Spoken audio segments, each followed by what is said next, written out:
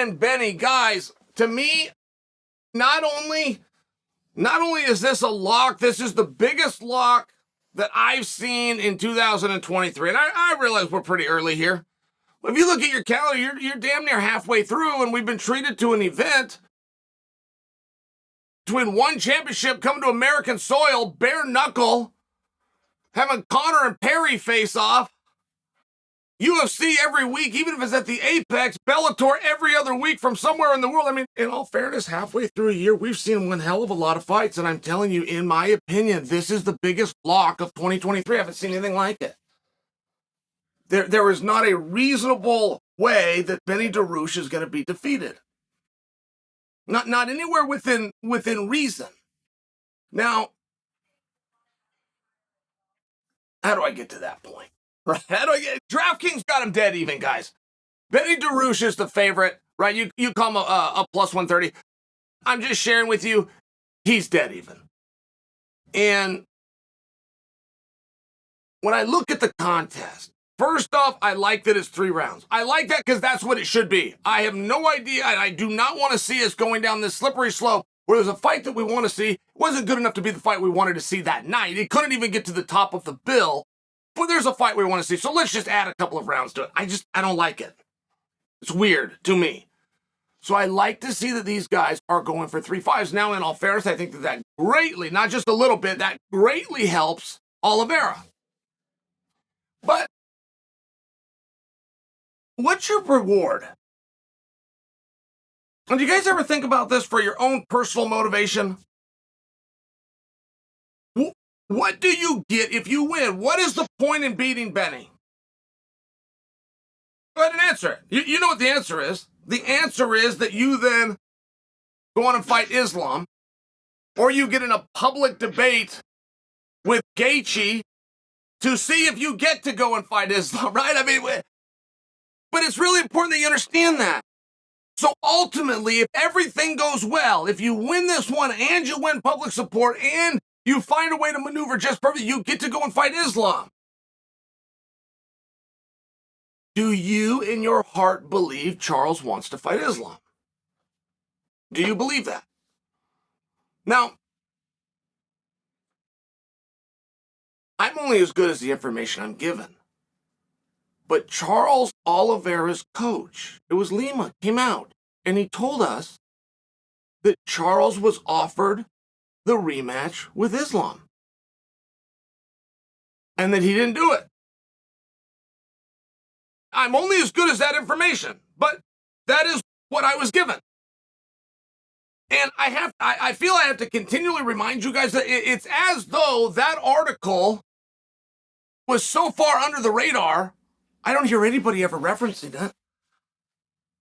I don't hear anybody calling them out. I mean, that is a massive line. Volkanovski and Islam have a face-to-face, organically and natural, and you go in the back, you're going to rewind all of that. You're going to take all of that back, and you're going to put Charles on a rematch in Perth? What? That's tough for me to believe. It's really tough for me to believe. Putting Charles and Islam in Perth, that doesn't add up. I understood the bringing Volkanovski in since it's Australia, so it was a tough story for me to believe. But that's the quote. That's what was said. And nobody's questioned it, and nobody's challenged it, and nobody's denied it on any side of this thing, so I am going to accept it as true. In fact, Coach Lima went even further. He said not only did they turn down the offer, he said they wanted to exhale. Right? It'd been quite a whirlwind. And that's fair. Charles had been through quite a bit. I mean, he loses his world championship to a scale. He wins the fight. I mean, there was a lot of things that Charles went through. They wanted to exhale. It made sense. But now, to get the exact same thing that allegedly you could have already had, you got to go through Beneil Dariush, who is very clearly the number one contender. I forgot how many Benny's won. I know he's won 7 in a row. There's a part of me that's saying it's 8 in a row and we're going for 9. I have a hard time thinking anybody won 8 straight and didn't get a title fight, but that might have happened. He might be the one guy. And then you got to take a good look at that. Okay, do you want to fight Benny?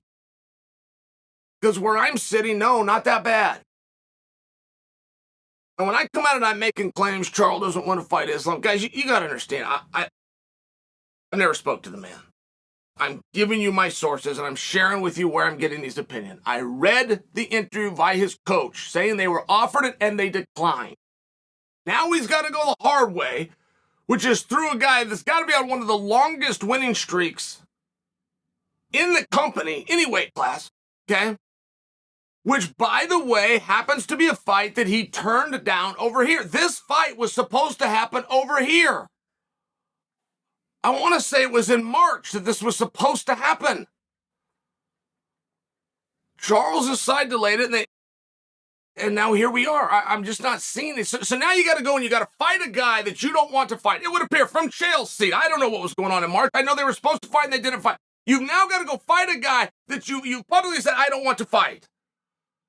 And if you beat him, you get to go fight a guy who your coach publicly said you don't want to fight. And that's just the mental approach. I mean, this fight, right, the clock is ticking down. I've told you guys for 3 weeks, I'm not sold this fight's going to happen.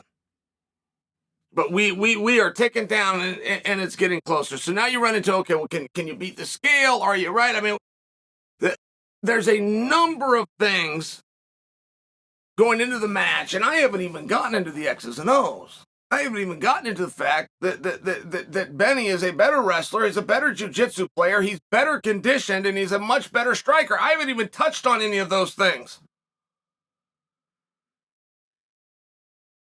And DraftKings basically got him at even money, right? It's a plus 120 to minus 120. And I think I might have told you a plus for Oliveira earlier, and I meant a minus. I don't think you have to correct me, because for my lingo, that's even money.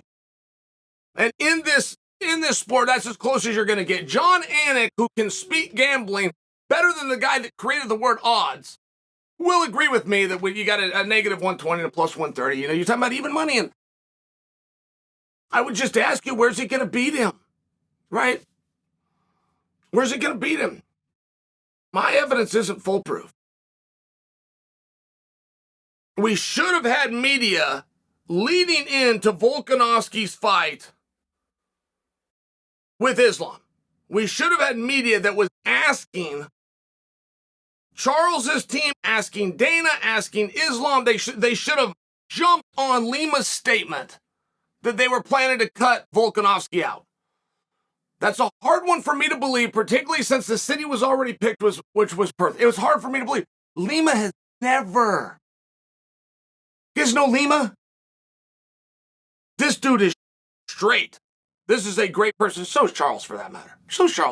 These are great guys. Good, upstanding human beings. But I make a fair point. To say, look, you could have fought Benny over here. As a matter of fact, you were supposed to fight him. As a matter of fact, you signed a contract to fight him. As a matter of fact, tickets sold and a venue was booked, and advertisements were done for you to fight him, and you didn't fight him. I make a fair point.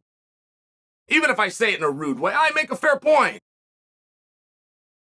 And Lima told the world that they were offered the match with Islam, and they did not want it. So now you're going to fight a guy that you didn't want to fight to earn the right to fight a guy that you don't want to fight. That is a colossally hard sell, which doesn't just bring me to telling you that this is the lock of 2023. I do tell you that. I hope our production team titles this the lock of 2023. Not only am I telling you that, I'm not promising you days before the card, I'm not promising you that this match happens.